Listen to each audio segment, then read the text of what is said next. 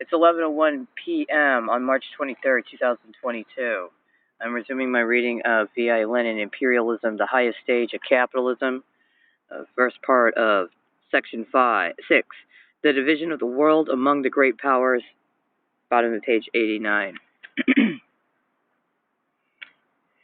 In his book on the territorial development of the European colonies, A. Suppan, the geographer, gives the following brief summary of this development at the end of the 19th century. Percentage of territory belonging to the European colonial powers, including the United States.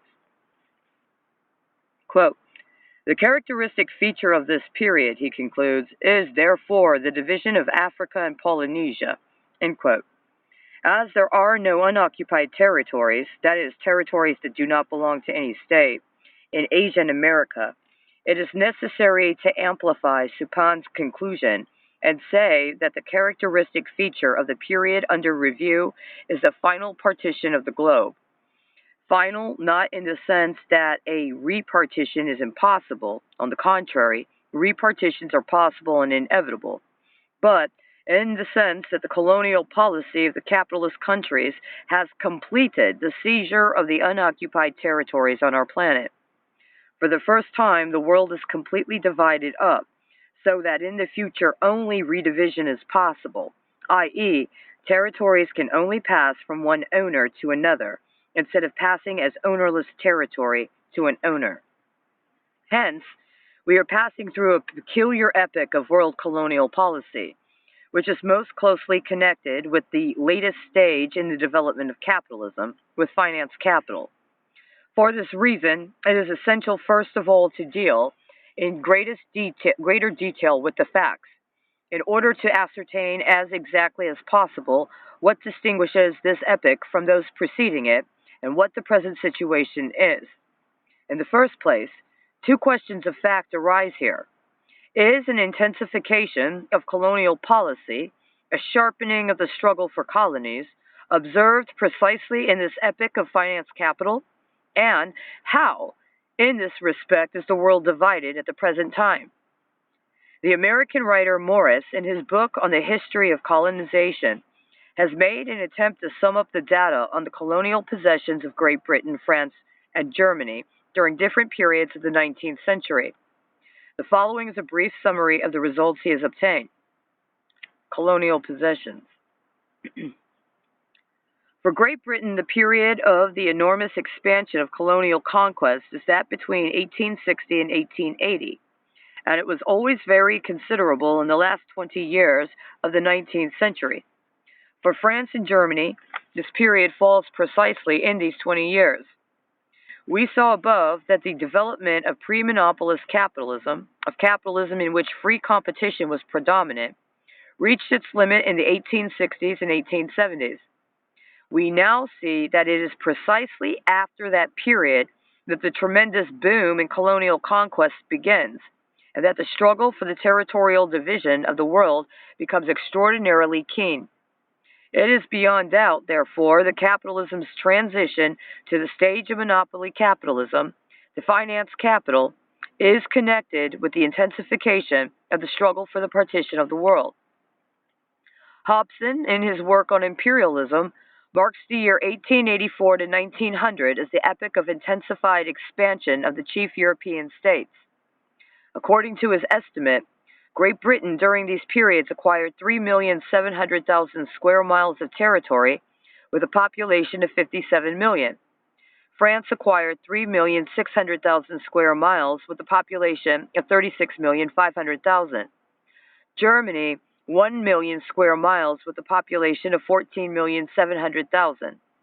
Belgium, 900,000 square miles with 30 million inhabitants. Portugal, 800,000 square miles with 9 million inhabitants. The pursuit of colonies by all the capitalist states at the end of the 19th century, and particularly since the 1880s, is a commonly known fact in the history of diplomacy and of foreign politics. In the most flourishing period of free competition in Great Britain, i.e. between 1840 and 1860, the leading British bourgeois politicians were opposed to colonial policy and were of the opinion that the liberation of the colonies, their complete separation from Britain, was inevitable and desirable. M. Beer, in his article, Modern British Imperialism, published in 1898, shows that in 1852, Disraeli, a statesman who was generally inclined toward imperialism, declared, quote, "The colonies are millstones round our necks," end quote. But at the end of the 19th century, the heroes of the hour in England were Cecil Rhodes and Joseph Chamberlain, who openly advocated imperialism and applied the imperialist policy in the most cynical manner. It is not without interest to observe that already, at that time, these leading British bourgeois politicians saw the connection between what might be called the purely economic and the political social roots of modern imperialism. Chamberlain advocated imperialism as a true, wise, and economical policy, and pointed particularly to the German, American, and Belgian competition with Great Britain was encountering in the world market. Salvation lies in monopolies, said the capitalists as they formed cartels, syndicates, and trusts. Salvation lies in monopolies, echoed the political leaders, the bourgeoisie, hastening to appropriate the parts of the world not yet shared out. And Cecil Rhodes, we are informed by his intimate friend, the journalist Stead, expressed his imperialist views to him in 1895 in the following terms, quote, "I was in the East End of London, working class quarter, yesterday and attended a meeting of the unemployed.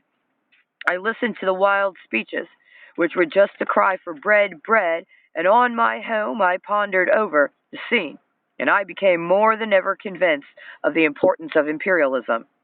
My cherished idea is a solution for the social problem, i.e., in order to save the 40 million inhabitants of the United Kingdom from a bloody civil war, we colonial statesmen must acquire new lands to settle the surplus population, to provide new markets for the goods produced in the factories and mines. The empire, as I've always said, is a bread and butter question. If you want to avoid civil war, you must become imperialist," end quote. This is what Cecil Rhodes, millionaire, a king of finance, the man who was mainly responsible for the Anglo-Boer War, said in 1895. True, his defense of imperialism is crude and cynical, but in substance it does not differ from the theory advocated by Messrs. Maslov, Sudicum, Potresov, David, and the founder of Russian Marxism, and others. Cecil Rhodes was a somewhat more honest social chauvinist. To present as precise as possible a picture of the territorial division of the world and of the changes which have occurred during the late decades in this respect, we will utilize the data furnished by Suppan in the work already quoted on the colonial possessions of all the powers of the world.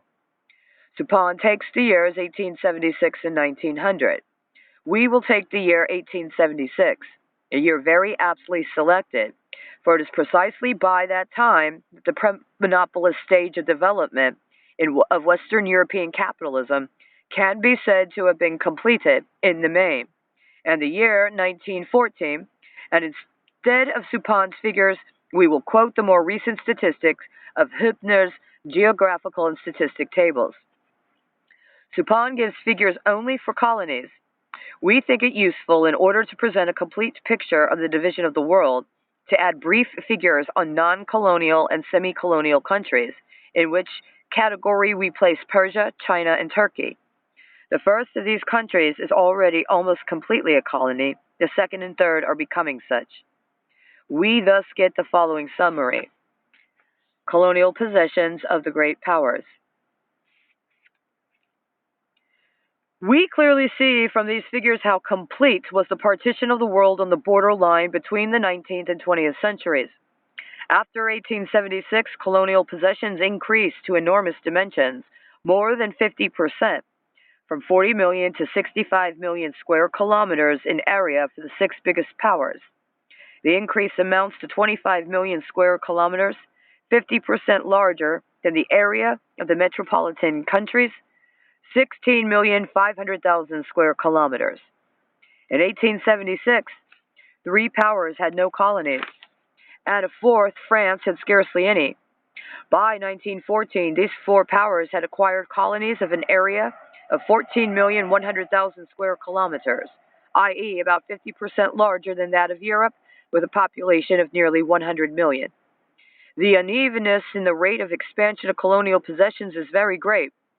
If, for instance, we compare France, Germany, and Japan, which do not differ very much in area and population, we will see that the first has acquired almost 3 times as much colonial territory as the other two combined. In regard to finance capital, France, at the beginning of the period we are considering, was also, perhaps, several times richer than Germany and Japan put together. In addition to, and on the basis of, purely economic conditions, geographical and other conditions also affect the dimensions of colonial possessions. However strong the process of leveling the world, of leveling the economic and living conditions in different countries, may have been part in the past decades as a result of the pressure of large-scale industry, exchange and finance capital, considerable differences still remain. And among the 6 powers mentioned, we see, firstly, young capitalist countries, America, Germany, Japan, whose progress has been extraordinarily rapid. Secondly, countries with an old capitalist development, France and Great Britain, whose progress lately has been much slower than that of the previously mentioned countries. And thirdly, a country which is economically most backward, Russia, where modern capitalist imperialism is enmeshed, so to speak, in a particularly close network of pre-capitalist relations. We're going to end this section at the bottom of page 96.